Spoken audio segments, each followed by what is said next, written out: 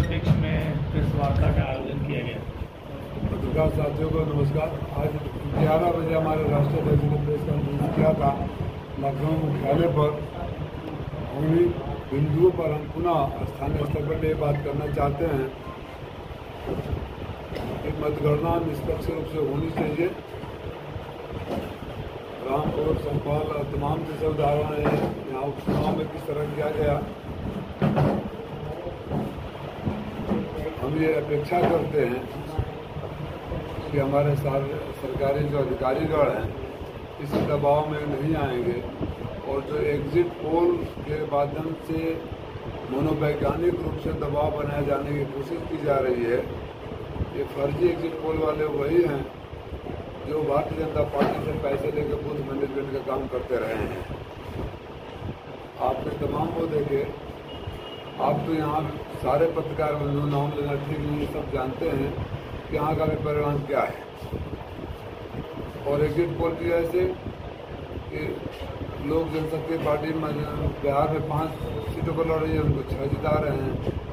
एक ने तो राजस्थान में 25 सीटें ये 32 दे दिया। हिमाचल प्रदेश में 4 सीटें 6 सीटों पर जिता रहे हैं। तो इससे एक जो मनोवैज्ञानिक रूप से दबाव और भय का माहौल पैदा किया जा रहा है, इसकी हम निंदा कर रहे हैं। आज सुबह मुझे अचानक खबर आया कि हमारे यहाँ जो नवीन मंडी में CCTV बंद हो गया है। पता किया तो पता चला कि बोले कि जनरेटर बंद हो गया है, जनरेटर का तेल का पैसा नहीं है। फिर मंगाया गया, फिर दोबारा बंद हुआ। मैं अधिकारियों से बात किया तो वापस शुरू हुआ CCTV।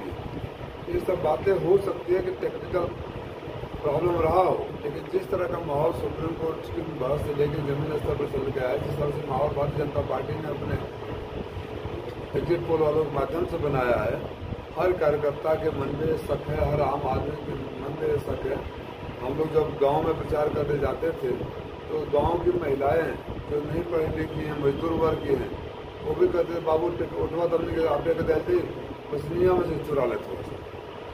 अगर इस तरह की क्रेडिबिलिटी नीचे हुई है तो अन्य चुनाव आयोग की भी जिम्मेदारी बनती है।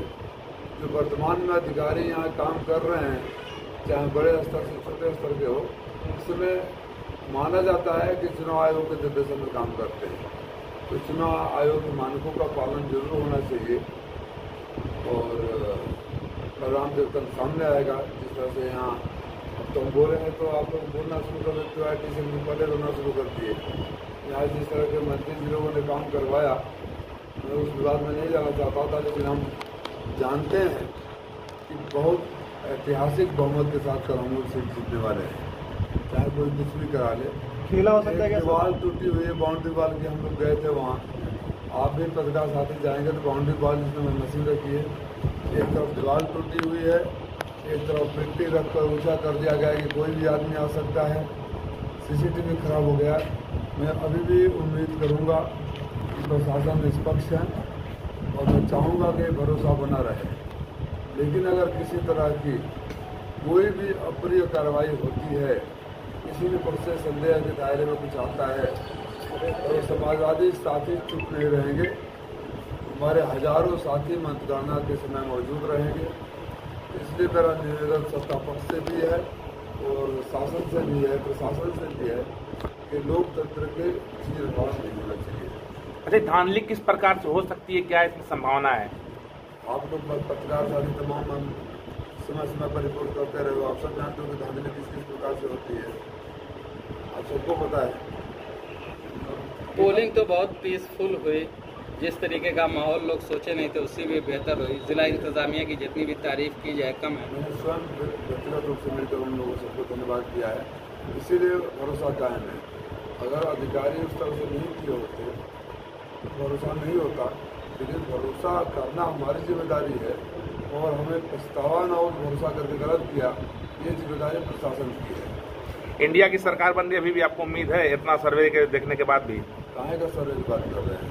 जो एग्जिट पोल सब चल रहा है, 5 सीट आने वाले की 6 सीट दे दोगे, 4 सीट जहाँ 6 सीट जिता दोगे, 25 सीट जहाँ 25 सीट दे दोगे, तो क्या मतलब है उसको? सर्वे का क्या मतलब है? राजस्थान में कितनी सीटें हैं? बिहार में लोजपा कितनी सीटों पर लड़ रही है?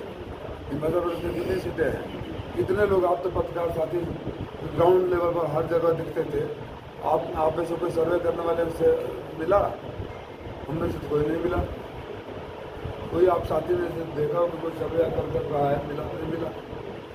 और जिस तरह से आंकड़े देख लीजिए, पिछले विधानसभा के आंकड़े देख लीजिए, जातीय आंकड़े देख लीजिए, लोगों के बीच लोकप्रियता देख लीजिए, किसी भी पैरामीटर पर एक दूसरी लोकसभा आप लोग में से सारे जानते हो, मेरे व्यक्तिगत रूप से कहते भी रहते हो कि आप जीत रहे हैं। तो अब यहाँ का भी कोई एक चैनल दिखा रहा है कि कोई और जीत रहा है, तो इस तरह से माहौल तो पैदा होगा ना। आपने सुप्रीम कोर्ट तक जो बात चली गई, बार बार जो बात बहस हुई, राष्ट्रीय चैनलों पर बहस हुई, उसके पीछे कुछ तो वजह रही होगी। लेकिन ज़्यादातर एग्जिट पोलों में आपको लीड दिखाई जा रही है। देखिए, मैं तो एग्जिट पोल नहीं, एग्जैक्ट पोल की बात कर रहा हूँ। एग्जैक्ट पोल में मैं समाजवादी पार्टी का प्रत्याशी लाखों वोट से जीत रहा है। आप अगर पीछे आप सारे अनुभवी पत्रकार हो, सबको ग्राउंड रियलिटी पता है। 2 ही 3 पैरामीटर होता है ना, कैंडिडेट के कार्यशैली, लोकप्रियता, जातीय समीकरण और पिछले मतों का समीकरण। आप तीनों में से जोड़ घटा लीजिए, परिणाम आप ही बता दोगे। राय साहब, नेशनल पॉलिटिक्स में आपकी गहरी नज़र रहती है। जयराम रमेश ने कहा कि 150 डीएम को अमित शाह ने फ़ोन किया है। इसको लेके जो इलेक्शन कमीशन, आप चीफ इलेक्शन कमीशन ने नोटिस दे दिया है, किस तरीके से ले रहे हैं? जब राष्ट्रीय अध्यक्ष ने वोटर लिस्टों में मेरा फेरी का आरोप लगाया था, तो ये चुनाव आयोग ने राष्ट्रीय अध्यक्ष को भी नोटिस दिया था। जब हमने अफिडेविट पर जवाब दे दिया तो खामोश क्यों हो गया? इसका मतलब जो हमने बोला था सच था, और सच था तो। अध्यक्ष, यहाँ स्ट्रांग रूम की सुरक्षा के लिए आप लोगों की अपना किस तरीके की तैयारी है? बहुत धन्यवाद आप लोगों को। स्ट्रांग रूम की सुरक्षा के लिए हमारे वॉलंटियर, हमारे कार्यकर्ता ड्यूटी घंटे की जो है लगाई गई है, और लगातार दिन रात हमारे कार्यकर्ता स्ट्रांग रूम की रखवाली कर रहे हैं। सीसीटीवी कैमरा भी लगा है, और उस तरह से भी हम लोग सतर्क हैं।